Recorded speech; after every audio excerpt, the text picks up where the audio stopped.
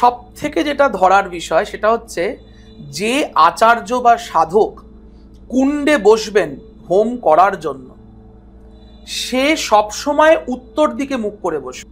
আমি বহু মানুষকে শুনেছি বিভিন্ন শ্মশানে পাশাপাশি হোম করতে গিয়ে প্রচুর ভুল মন্ত্র বলেন, বিভিন্ন রকমের বাদ্যযন্ত্র বাজান, এত জোরে বাজান যাতে পাশাপাশি যারা মানুষ বসে আছে তারা মন্ত্র শুনতে পারেন না, এটা হতে পারে। নচেত তিনি মন্ত্র ভুল বলছেন জানেন, জেনেই ওই ঢাকটা বাজাচ্ছেন বা কাশিটা বাজাচ্ছেন বা ঢোলটা বাজাচ্ছেন, যাতে পাশাপাশি যে সমস্ত সাধকরা বসে আছে তারা যেন ওই ভুল মন্ত্রটা শুনতে না পায়। বাহ। তার কারণ হচ্ছে বহু মানুষ বগলামুখী প্রয়োগের মন্ত্রই জানে না। মানুষজনকে বলছি, যারা দর্শকরা রয়েছেন, যারা এই ভিডিওটি দেখছেন, তাদেরকে বলছেন দয়া করে একটু নিজেরাও একটু পড়াশোনা করুন।